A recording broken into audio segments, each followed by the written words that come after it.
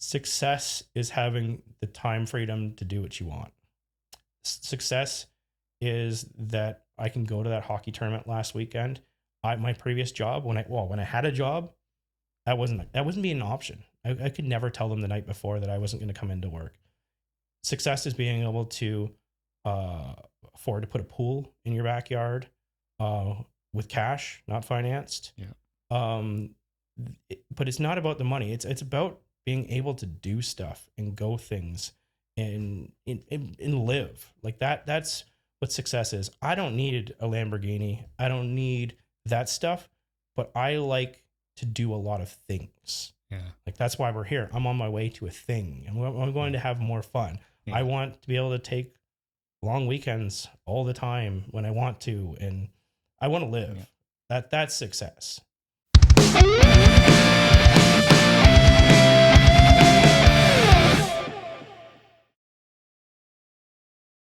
Welcome to the Michael Brooks Show. I'm here with my good friend and my guest today, Glen Sutherland. Glen is a real estate investor in the U.S., and we're just going to talk to you a little bit today about your story. So, Glen, what was your journey like getting into real estate in the first place? What drew you to real estate, period? What made you transition to being a real estate investor? Awesome. That's such a good question. No one ever actually asks all the way back at the start. They're always like, how did you get in the U.S.? But no. So if we go back all the way, my parents used to own a duplex in Drumbo. Yeah. And we lived in that house, and then they moved out and accidental landlords. Yeah. And I kind of got a feel for that right from the start. And I don't know, it wasn't done professionally. It was, I learned a lot since then, but yeah. I understood some fundamentals, how to buy a house, how to pay down a mortgage. And I figured if I could do something like that once I could afford it, at the very least, if I paid that thing off, I'd have like a good retirement, at least some money there. And maybe I won't list where I used to work, but I used to have a job and I couldn't see how people were going to have a decent retirement from that. So long story short, I went and bought my own first principal house or townhouse. Yeah. And then me and my ex broke up, bought her out, refinanced the property because, that's what happened really well about 15 years ago, 20 years ago. And then used that money to go buy a quad in Waterloo. Yeah. And it kind of just started with that. Honestly, that one went really badly. I didn't know what I was doing. The tenants destroyed the place, new construction. Oh, man. And I went to the landlord tenant board. I realized, I said, I'm never going to do real estate ever again. Yeah. And then I put another tenant in. They destroyed it again. And I was like, I'm really out. I'm done. And we sold the property. And I got $40,000 more than I started with. And I was like, I don't know what I'm doing. But there's something here. I just have to figure out how to actually do this properly. And so anyway, that's how it kind of started with, just having the encouragement from my parents. And I knew that I could do some basics, but it just started, step by step. So you saw your parents do it with the duplex and you thought they're doing it, I can do that. And then you kind of transitioned that into that fourplex. Didn't have the best luck with it, but you sold it, made some profit. Technically it's a quad. I don't want to mislead anyone. A quad. Okay. So it's like they make these weird buildings in Waterloo around the university. Anyway, but so you started actually locally in Canada. Yeah. What then was the point in your mind that made you transition into deciding to go into the States? Where was that in the journey? What was that point where you said, I'm going to stop doing it in Canada and I'm going to go into the US market?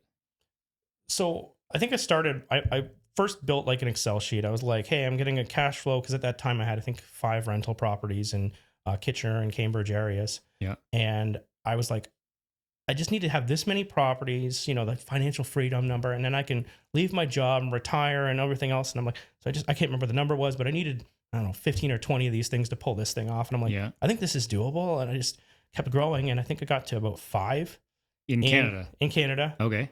And, I sold some, bought some, but I had about 5 at a time and I couldn't go any farther. I called the big 5 banks and I'm like, can I get a mortgage for number 6? And they're like, your job doesn't support this and you can't go any farther. And So the financing rules in Canada, I mean, I'm a mortgage broker. Yeah. They're very restrictive, right? Yeah. So you, like you're alluding to now, you can't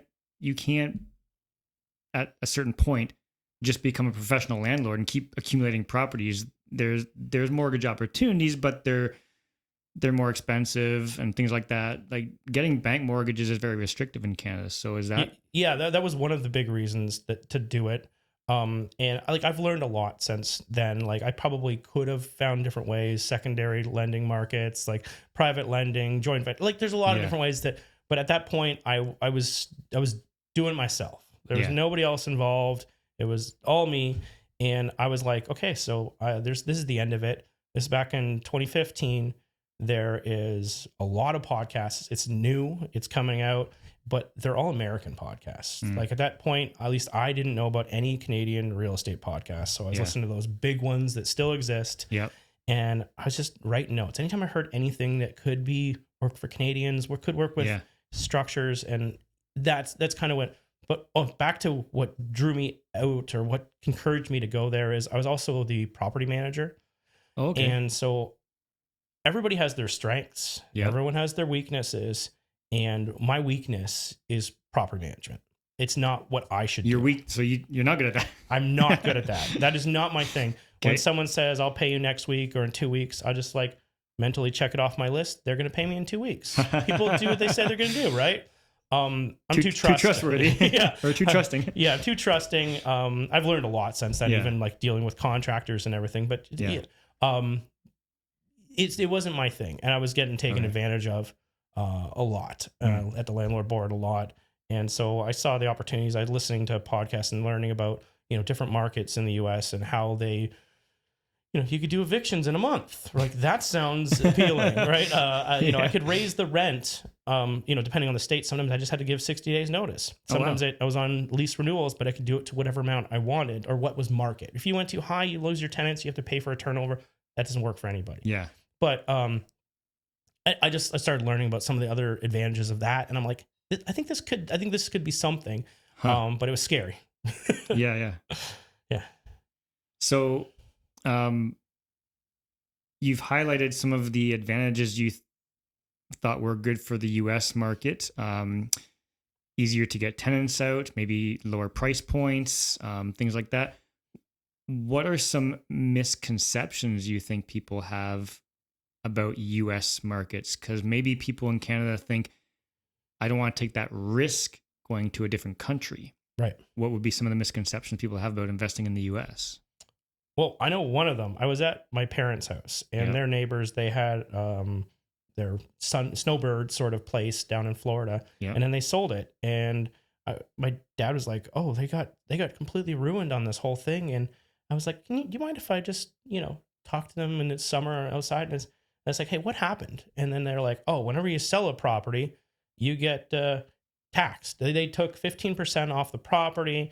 At the time, this is a bunch of years ago, it was a fairly flat market. And they basically took all the profit, and they had to come up with a little bit of money to close the property. Yep. And they're like, I don't know why anyone would invest in the United States. And so in that case, it was just, they were getting charged FERPTA tax, foreign tax that came into play because, Canadians and people from all over the world would go vacation there and basically not pay their taxes on the way out. So they just started charging it at the title company or at the attorney when you're selling it. And so anyway, they just had to file their taxes, but some people just don't understand some of the simple stuff like that. Yeah. Other problems that people have is if they're trying to do with contractors, they just think that everyone, same sort of thing as me, they think everyone's going to do what they say they're going to do. They don't properly equip themselves with contracts and penalties and collect the proper information, like the contractor license, the insurance. And then basically whenever things don't go perfect, they don't have any recourse. Yeah. Which is just some simple stuff they could have done at the start. Some misconceptions. So I don't know if you're sort of trying to fish for a specific one, but I think a lot of people just assume it's just going to be easy. Yeah. And with all of it, it is, even if you buy one house, you're going to have to treat it like a business. You're going to have to plan stuff, organized. And those are the people who have trouble with this. Yeah. Like I think when people see those HGTV shows and things like that, it's kind of glamorous or glorified, and they see all these people down there just like going in, flipping houses and making money, and it's so fun and everything else. And like I think you just said, you can't just randomly pick a house, go down, flip it, and everything's going to go perfectly. You have to do a lot of due diligence. You have to figure out your pricing, right, and you have to do your research, and you have to hire the right people, and you have to get teams together. Maybe you have to have accountants and lawyers to help you set up your structures and worry about taxes. And there's a lot more behind the scenes than just what you see on TV. Oh yeah, definitely. And like, even if you're going to do this in Canada, it's the same thing. Sometimes people can get away with a little more because they can go to the site and fill in the gaps themselves. Or like, oh, maybe I made a mistake here, but I'll just spend my weekends doing these to make it work. Right. Yeah. Whereas typically you're going to do this far enough away that you're not going to have that opportunity. And honestly, I don't want that opportunity. Yeah. To be able to go work there, because I used to take vacation to go work on my properties. That's not a vacation. Yeah. Woohoo. Let's go work on the house. Right. But yeah, it doesn't always go smooth. You have to be organized with this. Yeah. So I've known you for a while. So your journey in the US, anyways, as far as I remember, I know you have somewhere you started with some regular buy and hold rentals, but right, you've done a lot of single family flips. Right. For years. Yeah. I think hundreds. Yeah.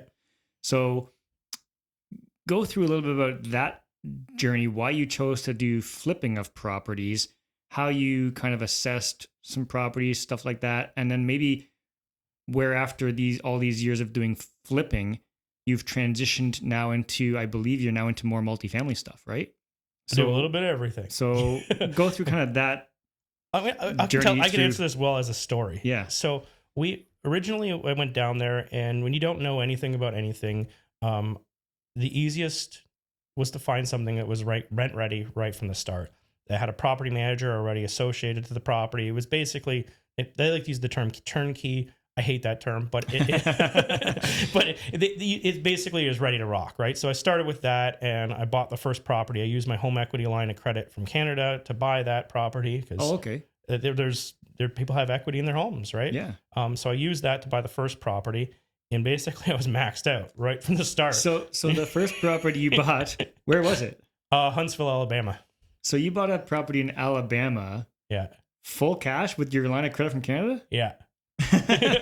Which gives you a whole new set of struggles, because your payments are in Canada, your cash is coming in the US. If you just want to transfer the money every month, you're going to be at the mercy of whatever the dollar's trading at. Yeah. Right? So anyway, I overcame that with just getting batches of money on both sides of the border, but it didn't come off the start. You had to sort of build that. Okay. Anyway, bought that one. And then I met somebody in Kansas City, and they're like, we can get you 2 more properties. We'll refinance the first one, and then we'll put all 3 of them in separate loans, but we're going to do it all one day in the title company, and you're going to have 3 now instead of 1. And I'm like, perfect. Okay, and that's how I'm going to keep growing.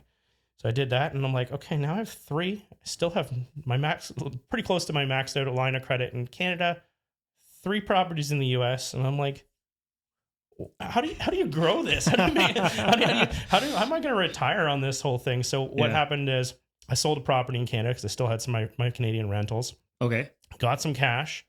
And then I'm like, okay, this time we're going to do this, make more sense of it. Yeah. So like we went and bought a property, went back to Huntsville, Alabama, bought a property, renovated the property. Okay. So we did a better analysis. We were looking at the ARV compared to the purchase and reno, and making sure that there was enough money in there that we could flip or refinance. Yeah. And so at the time I was new, it was like 2017, maybe 2018. Yeah. And lending is much better right now for Canadians. But back then, like lending in the US is better now than it was back then. Yeah. Oh, okay. So that loan was a 60% leverage loan. So I had to leave 40 into it. But I did still almost do a perfect BRRRR on that project. And so I extracted almost all of the money that I put in to do the project. Yeah. I did it all in cash, purchase and the renovation, and did a cash out refinance to get out of it. Almost all the money out. And I'm like, okay, now I have the property and I have the cash back. And I have, more important to all of that, is I have proof of concept. So I have a property I can show to do it. So then I did another one, and I started another one. And at this time, it was starting to get more popular. We're talking 2018, 2019. Yeah. And I started getting asked to speak at the real estate meetups. I won't drop names, but I went out to Ajax, went to Kitchener, went to a couple in London. They started asking me to speak places. I also had the podcast, started the podcast, right, and started investing in the US. Yeah. So anyway, started doing some joint ventures, and then that was good. We were mostly doing burrs. And then as that started to work, I got into doing flipping, and I'm like, oh, okay, now we can get the big chunks of cash, which honestly, if you want to leave your job, it's going to be hard to do it on cash flow because you need so many properties. Yeah. You don't need a lot. If you do like flips, you make, 40 grand on a flip. You don't need a lot of these to pull this off to be able to start leaving your job. Wow. And I thought I was ready to leave my job. Then I had 12 properties go vacant in the same month. Oh no. And it was all in the US. 12 all in the US. At that point, I said, okay, this is a sign that I'm not ready yet. And I'm glad it did happen. Wow. So I ended up working for another 2 years because of that. Yeah. But anyway, we started getting into more creative stuff as I started growing. I started hiring coaches to make sure I was doing everything. I wanted to make sure I knew all the strategies. I wanted to know how, even now when markets drop, I wanted to be able to understand how I could still get top dollar for my property, even if the market wasn't dictating I can get top dollar. And so it was creative exits, right? Doing like contracts for deeds and seller financing, lease options. So basically rent to owns, where the person would buy the property for the price I needed. Yeah. But I was going to have to wait a year or 2 years. I did some 6-month lease options where I could it was a win-win for everybody and I could get the price I needed. Nice. So anyways, just started getting more and more creative. But the big thing is the mindset. If you want to go in, where I really struggled, honestly, where I struggled was, how am I going to buy a 100-unit building if there's no way that I can come up with the money to buy that? Like, to the millions of dollars that are required, I don't have them. Yeah. Whereas in a single family house or even a fourplex, if I couldn't raise the money, I could get it from lines of credit from these other properties. I could move stuff around. I could talk to someone like Michael and he could do some refinances for me. Let's go. And I could make it work. I could pull this together. Yeah. But to do something like that, it was a lot to think about, right? Because the scale of it. The scale, right? I couldn't raise the money. What happens if I didn't? What happens? And in all honesty, this is where I met Michael. Is I started going to masterminds. I started paying for coaching. I started being around people that are doing way bigger stuff than me. Yeah. And it changes just who you're around. It changes what you think you can do. Yeah. We met at the Florida Mastermind. I remember that. Yeah. And I started thinking, I'm like, I was doing so many houses and I'm like, and I got that scaled and I got into a nice system. And I'm like, for years, I was like, I don't need to do bigger. I don't need to do those multifamilies. I'm doing great doing this. Yeah.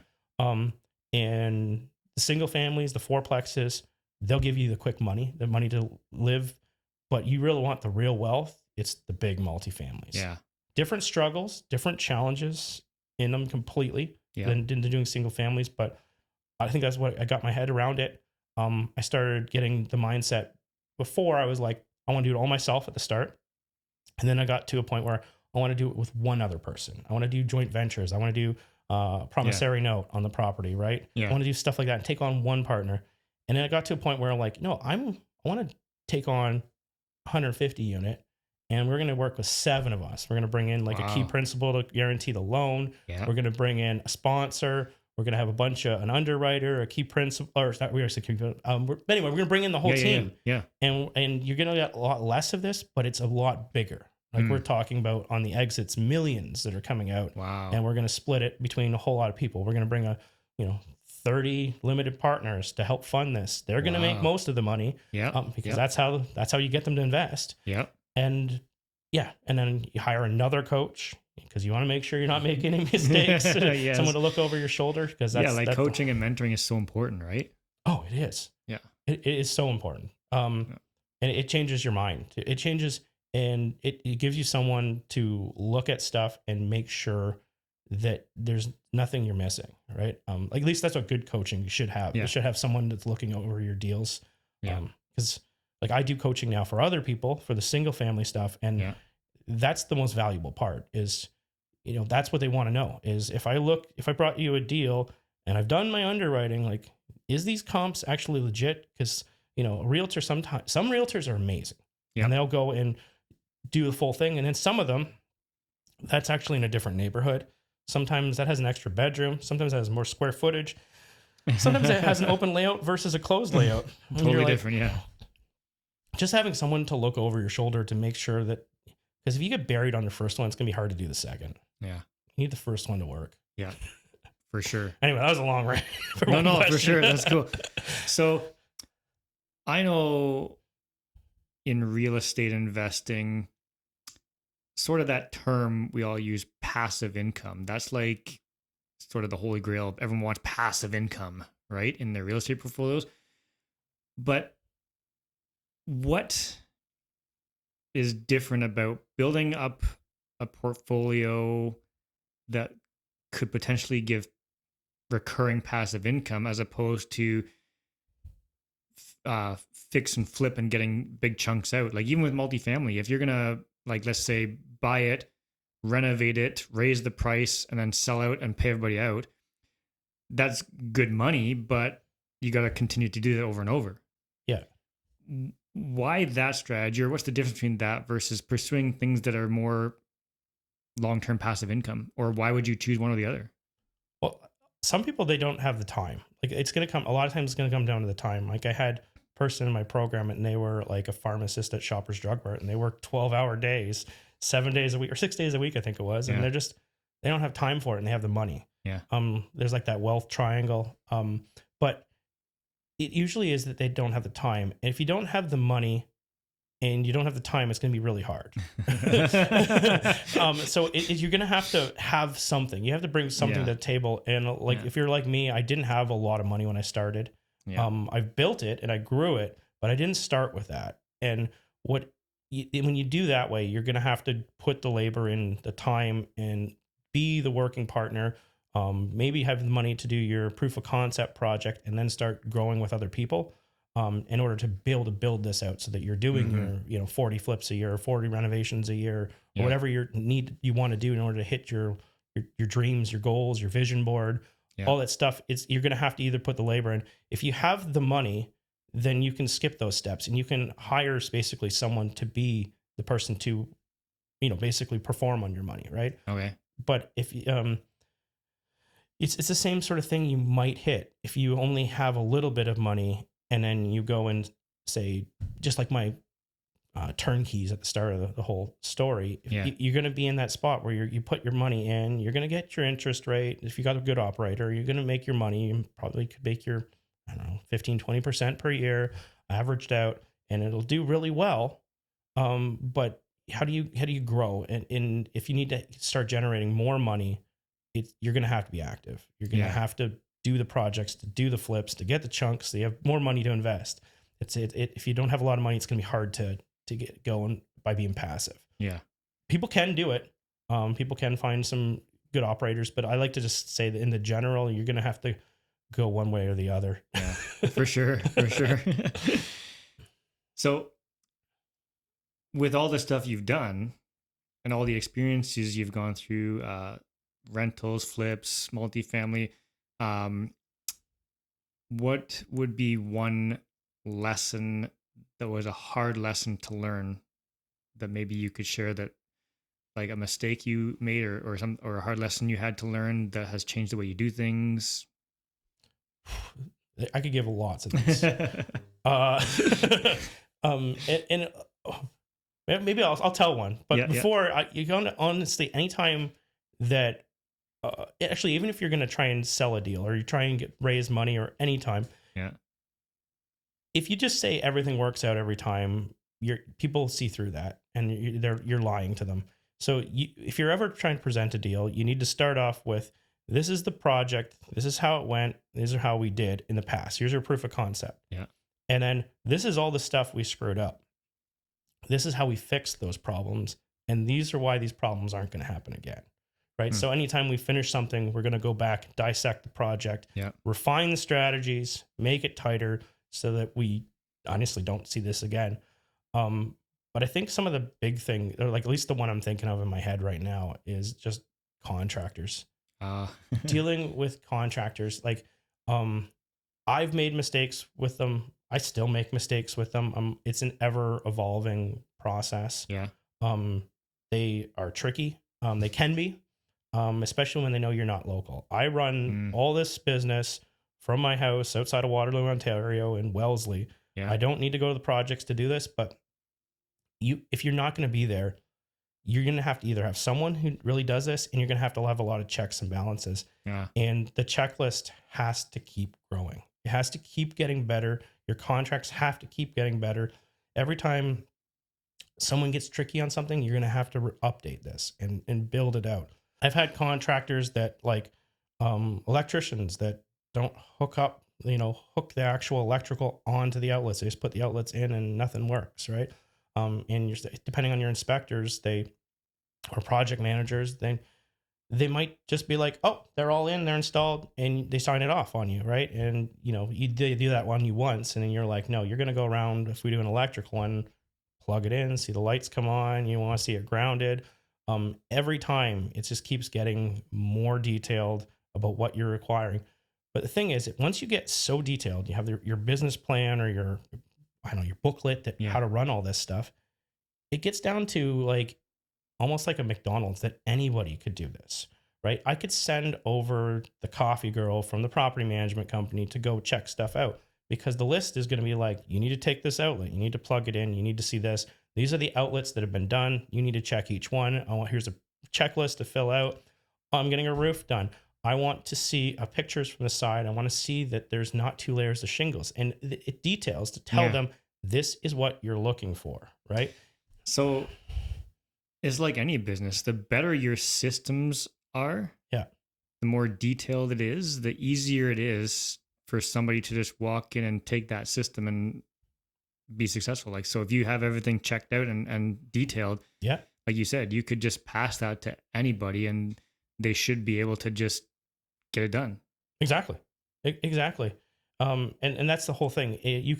I always tell anyone who's worked with me or working with me or wanting to learn from me is start right from the very start, and your booklet's going to be pretty basic and stupid off the start. But just start writing it. You're like, hey, when I went to close a property, this is the list that the mortgage agent asked for. All right. And then for me, in that example, I run everything out of Google Drive, but I have Dropbox in my summary for the mortgage broker. So whenever I go to work with a new mortgage broker, I'm just I keep updating the files for things and updating my operating template. Yeah. And just they'll go, hey, we're looking at the loan. You're like, here's a link to the Dropbox. And then you take their access off afterwards. Boom. They got all your settlement statements for purchasing it. They got all the insurance, the taxes, everything. You have it in an Excel sheet with the summary. Wow. And you will impress people because they're not used to this. When you show up and you're like, here it is. But that's just for closing a property. And then there's just, how'd you hire the property manager? What questions did you ask? What things came back? What did you find in their contracts that didn't work? And just start documenting it all. Yeah. That's awesome. Well, that's what all your experience does, though, is it helps you to build year after year on all these experiences and positives, negatives, mistakes, and tweak everything and look where you are now. Yeah. Right. I know you're a family guy. Me too. You have 2 kids, right? Yeah, 2 kids. Have your kids ever showed any interest in real estate? Mine are still pretty young, so I have a 7 and a 9. Okay. So my oldest, Freddie, he's come with me to notary. He's come with me to he's came down to my accountant's place. He's come around to some things. Sometimes it's because it involves a trip to the US and he might get to see a Red Wings game, right? Because typically I do a little bit of mixing business and personal whenever I make these trips, right? Yeah. So he does get to see the exposure, but I'm honestly, there's a lot to this, and I know what he is like, and he's interested in, taking a shovel and digging a hole. Oh, right. Okay. He's one of those kids. You can get him to do his homework, but he doesn't want to do his homework. He wants to go work on stuff. He's a laborious guy. And so I think what I've been instilling in him is every time we're doing any of this is talking about how it can be a business, right? It's how can you, if we were going to do this, how could we get this? How would we hire out somebody else to do this? Maybe off the start, we could get someone, you dig the holes. Yeah. And then, oh, how much do you think your friend would dig the hole for, right? And like just even with like kid money, Yeah, right? yeah, yeah. How much do you think your friend would dig a hole, and how much do you think someone would pay you to dig the hole? And just asking questions that just gets their mind going. And like, I'm sure, like, I'm not sure about my daughter. She's still really young, but Yeah. my son is going to be an entrepreneur. He's probably going to have Yeah. either an excavation company, and he's going to be an electrician or a plumber or something like that. Nice. That's right up his alley. And he talks about it. He already has, because it's what you instill, and that he's already like talking about how, oh, if I did the plumbing, I'm like, I'd have to deal with stuff I don't want to do, but I could, I'd do it for a few years. I'd figure it out. I'd hire people. And and how many people would I need in my office? Like when he starts asking you questions at 9 years old, isn't that cool? Yeah. When you see your kids sort of taking an interest in stuff you're doing and kind of putting their own creative spin on twist. it. Yeah. So I'm not sure if he's going to do the real estate thing. Maybe he will, maybe he won't. But even the tradespeople that they tend to see, they do the trades, and then they go and you hire them, and then they're like, so you just sit in an office and you just call me and you call that guy, and they're like, that sounds a lot easier than what I'm doing. And so you tend to get that interest. I even had excavation done at my house, and we ripped up the whole weeping tile 2 weeks ago. And afterwards, the guy was like, I looked you up because I saw your signature line. And he's just like, so how do you do this? What do you do? And he's like, he's really interested. Like he's like, I'm sure we'll probably be in business together at some point, right? That's cool. But he's just like that. They see the other side of it. So maybe he'll end up in real estate somewhere. There you go. But even going back to that, like people that don't do it day to day still might have that misconception that it's just easy breezy. You just sit in your house all day and do nothing. You buy real estate, right? Well, everyone has that. But you're so busy. Yeah. Even just doing real estate, how do you even balance that work family life? Like you have 2 kids, you have a wife. Like how do you balance being so busy in real estate with family life? So honestly, I learned a lot of this from one of my partners. I have 2 podcasts. The other podcast, he's really good at it. And I think a lot of it is just setting expectations of everybody and scheduling every minute of your life. And reading books, like I actually got the one book from the mastermind we were at, and I like implement as much as I can, batching, and being efficient with it. And so I leave the office at 3:30. People know, the contractors know, everybody knows that if they call me after that, I will get to them at like 8:39 in the morning. Now your office being your home office. Home office. So you just home office. Check out at home at 3:30. Yeah, it's done. Like there's not email responses. It's setting expectations. If people just randomly call you, you typically I am on a call, and you respond and be like, hey, I'm sorry, I'm on a call. Here's a link to book into my calendar. Here's the calendar link, and book yourself into it. Right.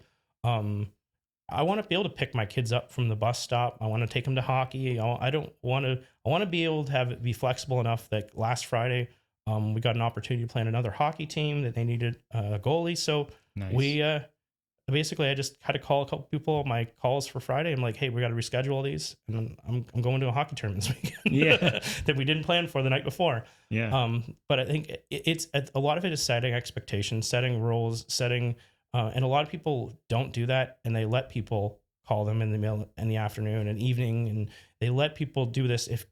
What is pressing that you have to do it in the evening? What couldn't do it? Sometimes it's like you have partners that have jobs and they have no ability to do that. Then there's exceptions, but that's scheduled and planned for. Those people don't just randomly call me and we're working together. Yeah. It's just setting how this is going to go, working on schedules. And then you are off, right? Because otherwise you do work. And when it's low season and we're not flipping as many houses, I'll even say Fridays you can't reach me. Mondays you can't reach me because I'm going to batch everything. We're going to put all our calls in an order. We're going to schedule all the podcast interviews on Thursdays. We're going to do all the coaching calls on Tuesdays. We're going to do the contractor calls on Wednesdays, and we're going to power through this, be as efficient as possible so that days don't have to take 40, weeks don't have to be 40 hours. Yeah. It's how hard you work. You work harder in a shorter period of time. You don't need to work that long. Yeah. And when you systemize things to be more efficient, you can get a lot more done in a shorter period of time. So it doesn't mean you're not working hard. It means you're getting way more done because you're focused and you're efficient. Exactly. Right? Exactly. Yeah. Yeah. Awesome. For Canadians listening right now, who are maybe thinking they want to dip their toes into U.S. real estate, what's maybe a practical first step they could take if they are thinking of investing in something in the U.S.? I'll give you a couple. Okay. So, first one, go listen to my podcast because it's free. Because why not? You have absolutely. You can get a feel. I interview other people doing it. You can reach out to me. You can reach out to them. Because some people they sound a lot more cheerful on podcasts when you actually talk to them afterwards. You hear the real stories. But reach out to some people, get some feeling about how this really runs, right? Yeah. And get the real story. Because I can tell you all kinds of stuff that goes good, stuff that goes bad. Make it sound really good, but there's a lot of stress to it. Yeah. And if you're actually going to go down there and invest in the US, a lot of people think first step is to set up your entity or your corporation. And I usually say that's not the first step. Okay. You usually want to go down there, do a market analysis, do a neighborhood analysis, figure out what works, where you don't want to be, where you do want to be, analyze deals, and set up your teams, even before you have the property. Okay. Do your talk to contractors, talk to property managers, go through when I do my calls, an hour-long call, you're going to find this. And honestly, if you screw this up, you go, hey, I want to be in Miami, say. And then you realize that Miami is just as expensive as Canada. Yeah.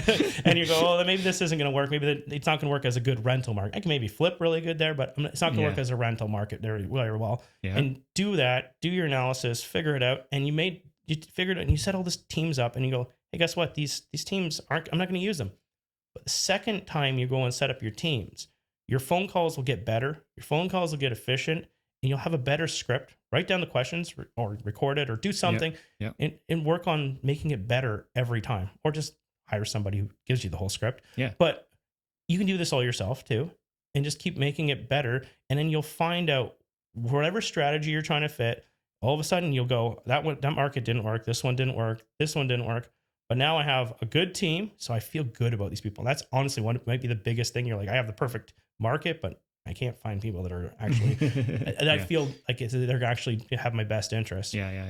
Market, team, deal analysis, all three of these are working.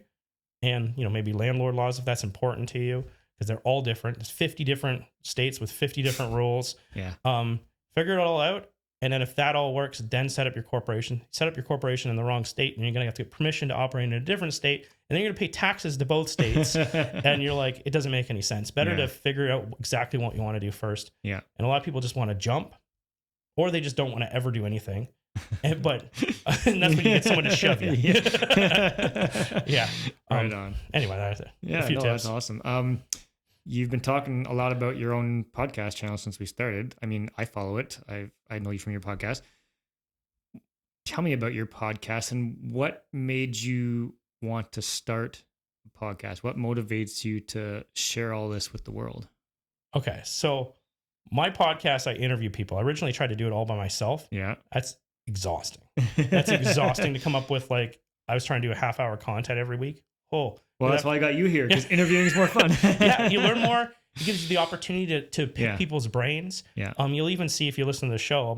I'm on a rip sometimes. I'm like, I really want to fine tune something, right? And so you'll have a bunch of guests that are the same kind of background, because I'm like, guess what? You get them on the show, you ask them the question, they answer the question.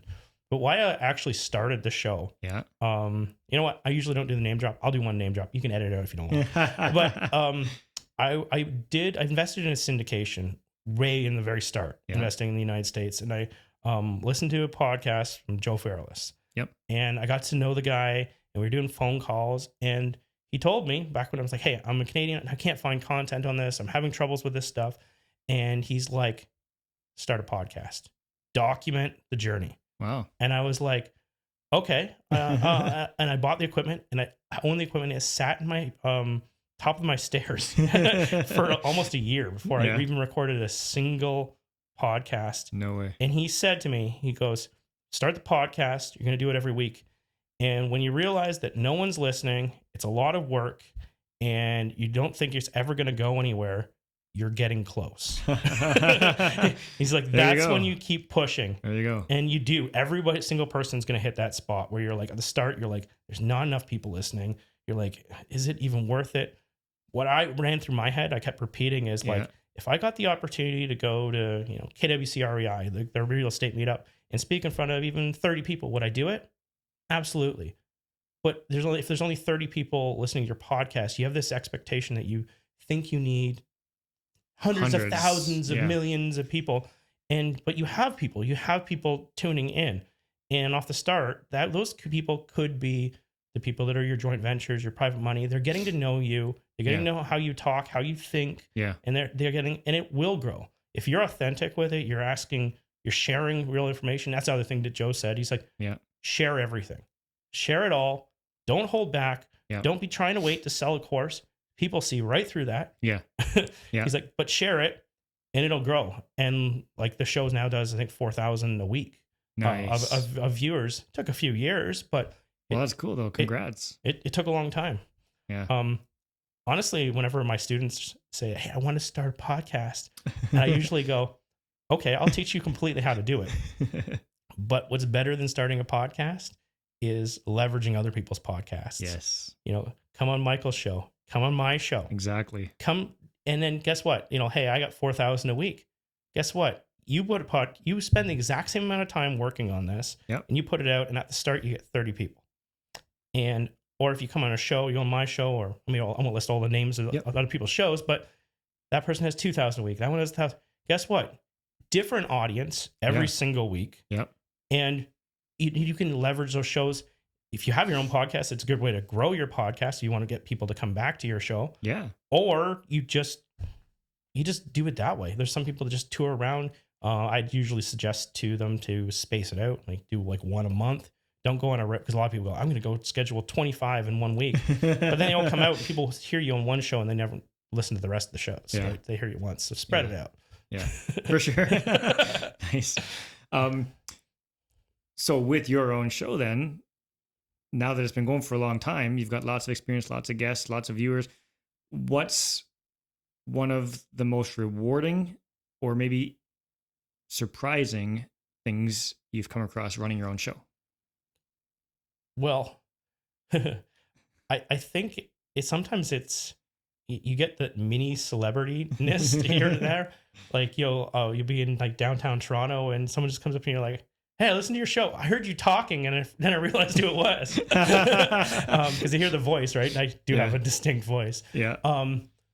Most rewarding is I was just at Durham REI last night. I was their speaker, and people like I never met before. They're just like, truly happened.